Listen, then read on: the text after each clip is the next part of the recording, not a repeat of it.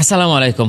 বাংলাদেশ থেকে বিশ্বের বিভিন্ন প্রান্তে আনাচে-কানাচে প্রবাসীরা যখন প্রবাসে প্রবেশ করে চাকরি নিয়ে বিভিন্ন ধরনের চাকরি নিয়ে, দক্ষতা চাকরি নিয়ে, বিভিন্ন অদক্ষতা চাকরি নিয়ে। এই চাকরি নিয়ে প্রবেশ করা বাংলাদেশীদের থেকে দেখা যাচ্ছে যে গবেষণায় দেখা গেছে 95% বাংলাদেশীকে নির্দিষ্ট একটা সময় পরে আবার দেশে চলে আসতে হয়। সে যত বড় উন্নত দেশেই থাক না কেন। অনেকেই শারীরিক অক্ষমতার কারণে চলে আসতে হয়। অনেকেই আবার কি হচ্ছে যে ভিসাজনিত কারণে তাকে চলে আসতে হয়। মাত্র 5% প্রবাসী আছে যারা বিশ্বের বিভিন্ন প্রান্তে বিভিন্ন রাষ্ট্রে অবস্থান করে তাদের পরিবার পরিজন নিয়ে তারা সেখানেই সেটেল হয়ে যায়। এই যে 95% বিশাল একটা অঙ্কের প্রবাসী তারা বাংলাদেশে ফেরত চলে আসতে হয়। তো গবেষণায় দেখা গেছে যে বিভিন্ন দেশ বেঁধে প্রবাসীদের গড় আয়ু বাংলাদেশি অবস্থানরত সাধারণ একজন মানুষের তুলনায় অনেক কম। আমি সৌদি আরবের গড় আয়ুর কথা আমি আপনাদেরকে তুলে ধরবো। সেটা হচ্ছে সৌদি আরবে যত বাংলাদেশি প্রবাসী আছে এদের সবার গড় আয়ু হচ্ছে 44 বছর, যেখানে বর্তমানে বাংলাদেশে অবস্থানরত মানুষের গড় আয়ু হচ্ছে 72 থেকে 74 বছর। আপনি চিন্তা করতে পারেন তাহলে কেন সৌদি আরবে অবস্থানরত বাংলাদেশিদের গড় আয়ু 44 বছর। এর মধ্যেই অন্যান্য দেশে যারা বিভিন্ন দেশে যে কাজ করে চলে আসতে হয়, চাকরি করে চলে আসতে হয় 10 বছর, 15 বছর বা 20 বছর বা 5 বছর, তাদের গড় আয়ুর ব্যাপারটা এরকম হয়ে যায়। কারণটা কি আমি বৈজ্ঞানিক দৃষ্টিভঙ্গি থেকে দর্শনগতভাবে আপনাদেরকে এই ভিডিওতে আলোচনা করার চেষ্টা করব। ভিডিওর শেষ পর্যন্ত দেখেন, আপনারা বিষয়টা জানতে পারবেন যে কেন প্রবাসীদের গড় আয়ু কম হয় এবং তারা খুব দ্রুতই অল্প বয়সেই মারা যায়। আমি ধরে নেই যে বিশ্বের যে দেশেই থাকেন না কেন গড়ে একজন প্রবাসী আপনি প্রবাসে 1 লক্ষ টাকা ইনকাম করতেছেন, কম বেশি হতে পারে, ধরে নেই 1 লক্ষ টাকা।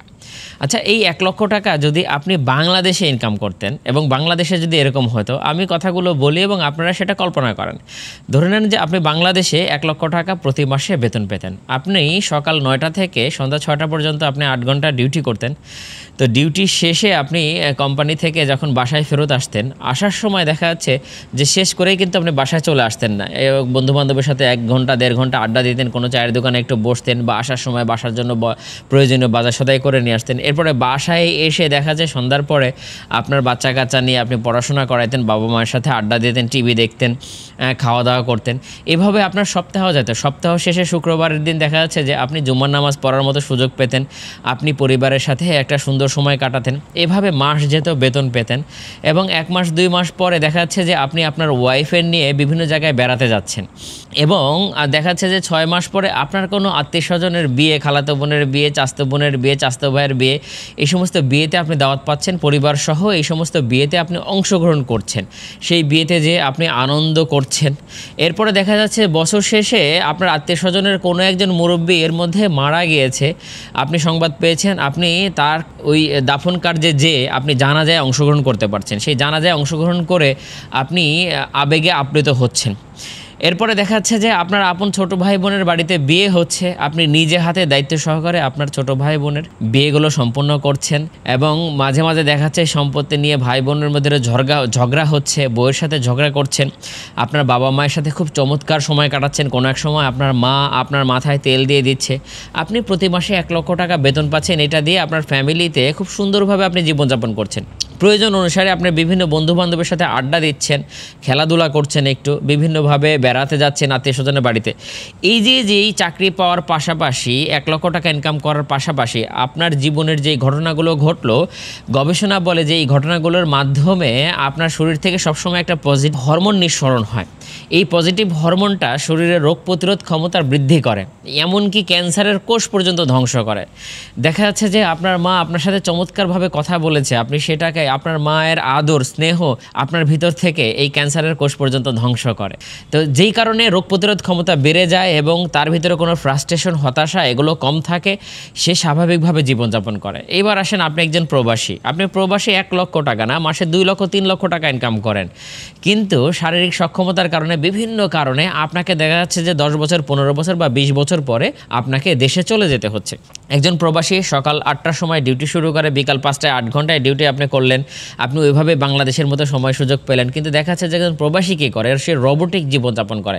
প্রতিদিন সকালবেলা ঘুম থেকে উঠে নিজের খাবার নিজে তৈরি করে খেয়ে তারপরে কোম্পানিতে তাকে যেতে হয়, কোম্পানিতে যেয়ে কাজ করে এসে তারপরে সে কী করে, ফোনে তার পরিবারকে সময় দেয় বিভিন্নভাবে।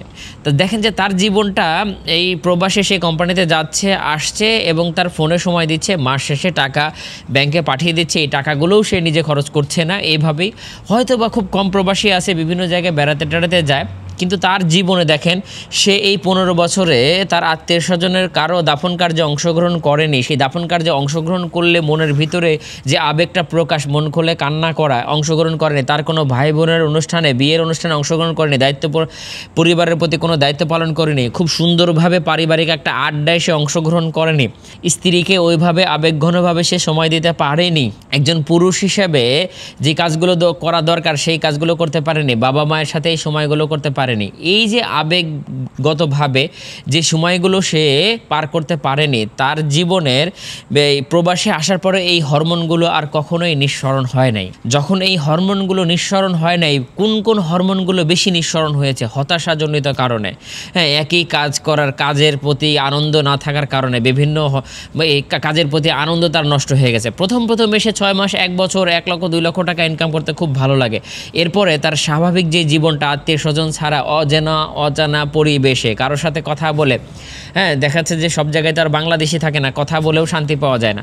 তো এই যে পজিটিভ হরমোনগুলো নিঃসরণ হয়নি এবং এই রোবটিক জীবনযাপনে তার শরীরের ভিতরে রোগ প্রতিরোধ ক্ষমতাটা কমে যায়, হার্টের শক্তি সক্ষমতা কমে যায় বিভিন্ন কারণে। এটা আমার কথা না, এটা গবেষণার কথা, আপনারা গবেষণা করে দেখবেন।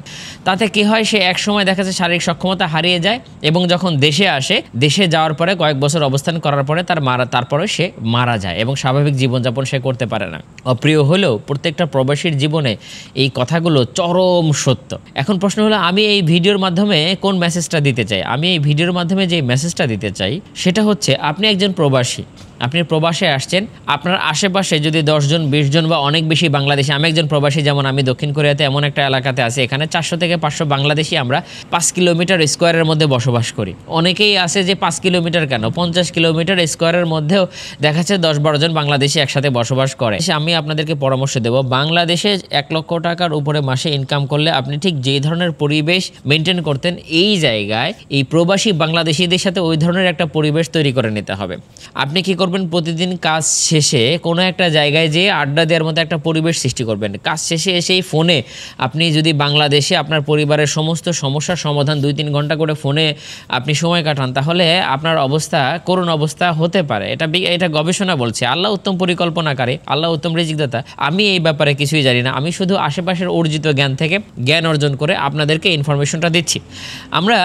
আমি যেভাবে সময়টা কাটাই সেটা হচ্ছে যে, আমার প্রতিদিনের ডিউটি শেষ করে আমি পাগল হয়ে যাই কখন আমাদের মসজিদে যাব। রাত্রে এশার নামাজে আমরা বাংলাদেশিরা একত্রভাবে মসজিদে অবস্থান করি, মসজিদে যেয়ে এশার নামাজ পড়ি। টোটাল আমি 1 ঘন্টার সময় মসজিদে যাওয়া আসা নামাজ সমস্ত কিছু। মসজিদে যাওয়ার পরে ভাই ব্রাদারের সাথে কথা বলি, সালাম বিনিময় করে একে অপরের সাথে কথা বলি, পজিটিভ হরমোন নিঃসরণ হয়, খুব ভালো লাগে। এবং সপ্তাহ শেষে আমরা কি করি, মসজিদে বিভিন্ন অনুষ্ঠানকে কেন্দ্র করে একত্রে সবাই রান্না করি। আমরা হ্যাঁ, যদি মসজিদ কেন্দ্রিক প্রোগ্রাম না থাকে, বিভিন্ন পাহাড়ে বেড়াতে যাই, কোনো একটা ফ্রেন্ডের বাড়িতে, কোনো একটা আমরা সবাই মিলে একত্রিত হয়ে দেখাচ্ছে যে একসাথে রান্নাবাড়ি করি, সময়টা কাটায়। মোট কথা, আপনার যে স্বাভাবিক জীবনচক্র, সকালবেলা ঘুম থেকে উঠে সন্ধ্যা পর্যন্ত কাজ করে এসে আবার ঘুমাবেন, এই ব্যাপারটা অন্ততপক্ষে প্রতি সপ্তাহে একবার করে ব্রেক করতে হবে। হ্যাঁ, ব্রেক করতে হবে। যদি সম্ভব হয় অন্ততপক্ষে 18 মাস পর দেশে 1 মাস করে ছুটি যেতে হবে। ছুটিতে যে মোটামুটি আত্মীয় স্বজনের সাথে দেখা সাক্ষাৎ করে এই আবেগঘন, আমি যে বিষয়গুলো তুলে ধরছি, এই আবেগগুলো আপনার শরীরের ভিতরে নিয়ে আসতে হবে। পর্যাপ্ত পরিমাণের ব্যায়াম করতে হবে। হ্যাঁ, পজিটিভে খুব বেশি ফোনে বাংলাদেশে সময় কাটানো যাবে না, মোট কথা।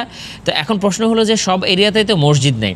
আপনাদের এরিয়াতে আপনারা যদি 15 জন 20 জন লোক থাকেন, দেখবেন যে তার মধ্যে একজন সে দেখাচ্ছে যে কোরআনের হাফেজ বা আলেম, কোনো একটা একটু কোরআনের ব্যাপারে অনেক ভালো জানে, তাকে আপনারা ইমাম মেনে কোনো একটা কোম্পানিতে, আপনি একটা গুদামে মালিকের কাছ থেকে সময় নিয়ে আপনি সেখানে একটা নামাজের ব্যবস্থা করেন। আপনারা সবাই সেখানে অন্ততপক্ষে প্রতিদিন এশার নামাজ করেন, 10 জন পড়েন, 5 জন পড়েন।